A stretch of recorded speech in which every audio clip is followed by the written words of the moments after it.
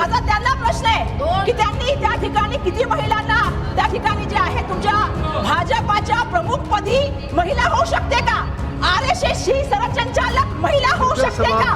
मला एक प्रश्न विचारायचा आहे, तुमची भूमिका काय आहे? मला अभिमान आहे महिलांचा, महिला या ठिकाणी बसल्यात. मला प्रश्न विचारायचा आहे, मणिपूरच्या महिला या ठिकाणी आलेल्या आहेत. अध्यक्ष महोदय, मला सांगायचंय, जर भारतामध्ये आपण बघितलं नाही, मैं अध्यक्ष महोदय थोड़ा डेटा तो देने दीजिए मुझे. आज महिलाओं के बारे में बात हो रही है. सुश्री बरसा गायकवाड़. महोदय, या ऐतिहासिक आणि महत्त्वपूर्ण अशा 131व्या कॉन्स्टिट्यूशनल अमेंडमेंट आणि डिलिमिटेशन ऍक्ट वरती बोलण्यासाठी सन्माननीय अध्यक्ष महोदय मी उभी आहे. हे केवळ एक विधेयक नसून आज जर आपण बघितलं तर अर्धी लोकसंख्या असलेल्या पूर्ण महिलांचं लक्ष आज या संसदेकडे लागलेलं आहे.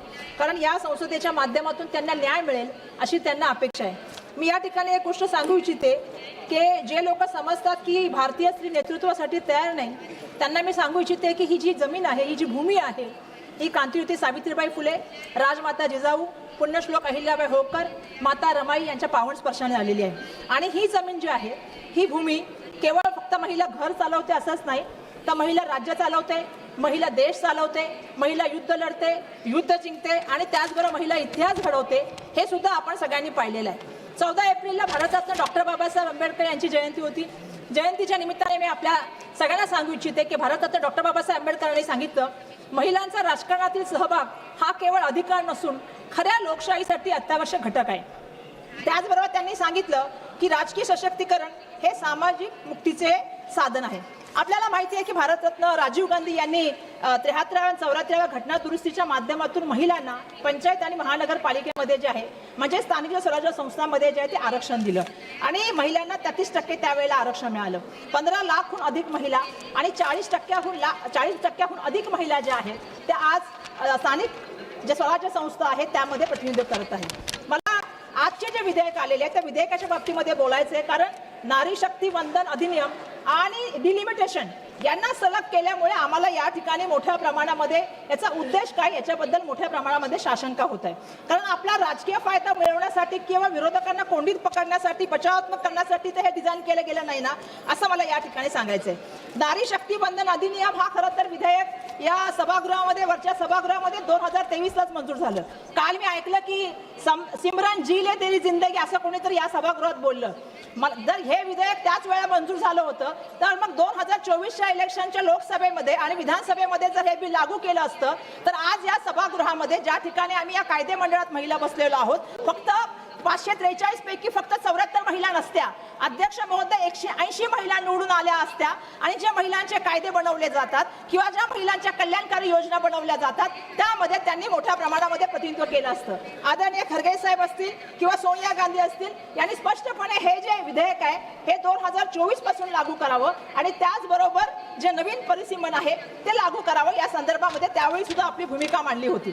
पण जेव्हा सरकारचा उद्देशच त्या ठिकाणी शुद्ध नाही आहे आणि ज्यावेळी राजकीय संधुसाधीपणा याच्यामध्ये आहे, अशा वेळेला आपण बघितलं असेल की त्या बिलाची अंमलबजावणी झाली नाही. आज 5 राज्यामध्ये निवडणुका चालू आहेत. मोठ्या प्रमाणामध्ये जर आपण बघितलं तर आपण एक कॉन्स्टिट्यूशनल अमेंडमेंट आणले आणि दोन ऍक्ट त्या ठिकाणी आणलेले आहे. भाजप सरकारचं तर असं आहे सन्माननीय अध्यक्ष महोदय, 20/4 ते सातत्याने इलेक्शन निवडणुकांचा विचार करत असतात.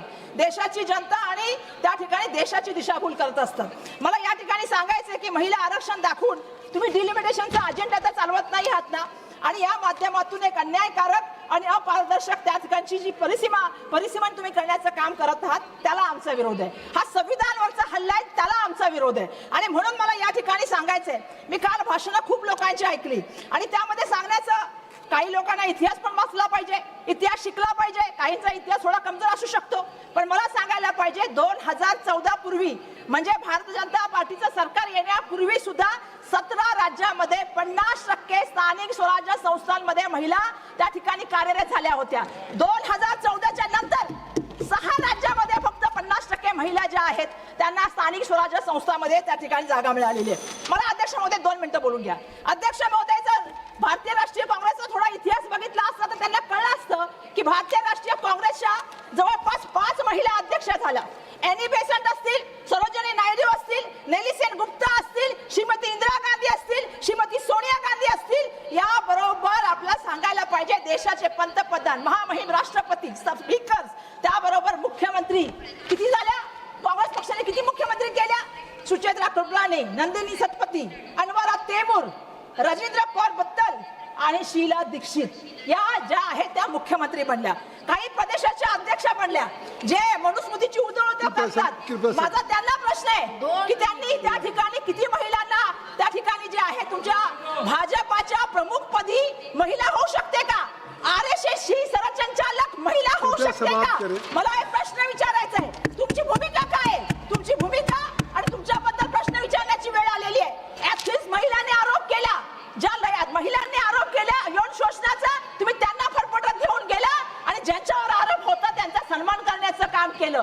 उन्नाव असेल, हाथरस असेल, कठुआ असेल, बदनापूर असेल, महिलांवर अत्याचार करण्याचं काम होतं. मणिपूरमध्ये महिलांची लग्न दिंडी निघते. आज या ठिकाणी महिला आल्यात. मला अभिमान आहे महिलांचा. महिला या ठिकाणी बसलेत.